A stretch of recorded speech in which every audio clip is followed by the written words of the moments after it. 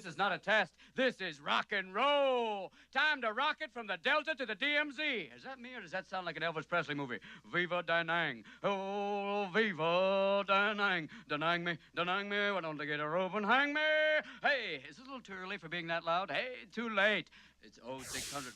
As we continue with our first special on the Vietnam War, we're going to talk movies. Hollywood does have a fascination with war, and the Vietnam War is, of course, no exception. And while we aren't going to present an official list, we are going to turn to WHYY movie expert Patrick Stoner to talk about 5 movies that have made an impact. Patrick, welcome. Well, they've made an impact, but obviously you could select so many different films. We don't have that much time here, so I'm approaching it from a very specific angle, if you don't mind. One is, what are, say, 5 different genres, 5 different ways to approach the Vietnam War, and then how did it change over a period of time? Because you could substitute all kinds of films in, but these will do for this example. And beginning with, for example, The Deer Hunter. Okay, so what makes Deer Hunter a unique way to approach the Vietnam War? It was 1978, and the Vietnam War was very fresh in everybody's minds. People had been returning, and they were affected in ways we still at that point didn't completely understand. Now, this is a movie that won 5 Oscars, including Best Picture, and Christopher Walken made a name for himself as Best Supporting Actor, which of course was incredible.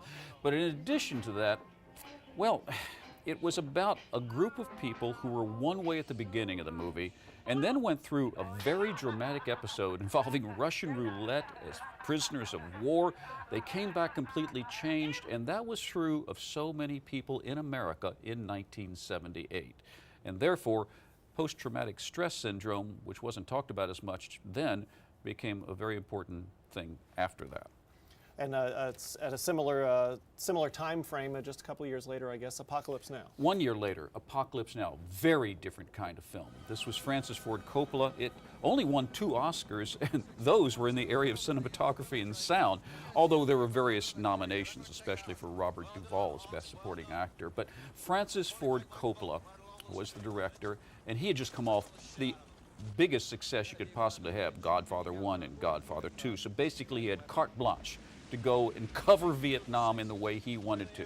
He went with one thing in mind and decided once on the ground there, he would follow up with all that he had learned. And what he did was he literally fell into the mess that was all about Vietnam. So Apocalypse Now basically shows you what it would be like if war was all about bureaucracy. It also has a very interesting way that Brando did the parts, and I only wish we had time to talk about that in Filmcraft. But what you came away from it was a surreal expression of what happens when it's not people that are making the decisions, but something bigger than themselves controlling them all, and nobody knows where it's going to go. I remember I cried, I wept like some grandmother. I wanted to tear my teeth out. I didn't know what I wanted to do. Then fast forward a little bit in time to the mid-'80s and Platoon. Platoon is when I began interviewing film stars. It was one of my very first. It was 1986. It stars Charlie Sheen. Now, ironically, of course, his father, Martin Sheen, had been in Apocalypse Now. And they did it.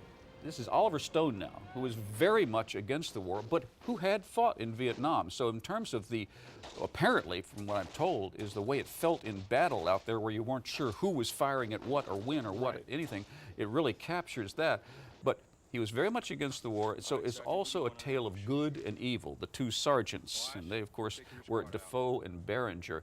And one was somebody who knew how to handle themselves in war and was good at killing, but maintained his soul, and one who had lost his soul. So at the end of the day, you were looking at it very much as a morality tale. So The Deer Hunter, Apocalypse Now, Platoon.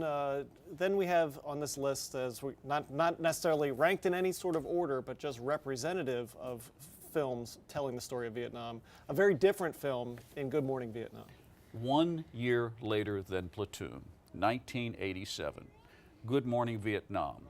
I'm bringing myself into the conversation because this was the first time that I talked with Robin Williams, and I was there on the ground when Paramount Pictures was trying to figure out exactly whether they had something that was going to be acceptable or not. This was going to be a comedy about Vietnam, even though it would have serious elements in it. And basically, as almost everybody knows, Barry Levinson directed it, won all kinds of awards eventually, but the way he dealt with Robin Williams, who was playing a real-life radio announcer in Vietnam who brought humor to the troops, which was so important. And that, of course, is how it fits into this little five-film thing that I'm doing, Right. is humor. Like MASH, humor is a great palliative when you're trying to deal with war. But Cronauer, the real person, wasn't quite like Robin Williams, and that's why Robin Williams was allowed to improvise everything that he did in that radio station, and that's what sold the movie, so people could accept it. Really kind of humanized, because of the humor, sort of the Vietnam experience that the men fighting over there were people needing a relief. As you and I said before we started, it's easier to watch a comedy Right. about something like this than it is to watch something that is just revealing the horrors to you. So you could actually let yourself relax into it. It's also a great performance by Forrest Whitaker, who was sort of a sidekick. Good morning, Vietnam. This is Eddie Garlick coming to you live from AFRS, Armed Forces Radio Saigon. It's 16:29 hours here in Saigon, and Airman Adrian Cronauer is going home today. But he left a farewell message for all you guys out there still sweating it out in the fields. So, without further ado, here's a farewell extravaganza. Goodbye, Vietnam! And speaking of great performances, Tom Hanks in Forrest Gump, which touches on Vietnam, and sort of Forrest Gump's experience in Vietnam kind of informs the rest of that story and his journey, and you kind of see it through the eyes of some sort of an unwitting hero, An Forrest innocent. Gump. Right. An innocent. Okay, it's much later. It's 1994. Now, think about that. We now have a new generation of people adding to our view of the Vietnam War.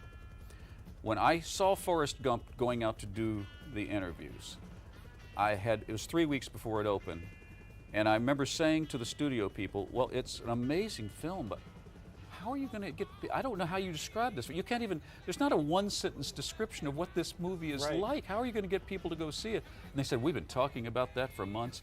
Here's all we can think of. Tom Hanks, Tom Hanks, Tom Hanks, Tom Hanks.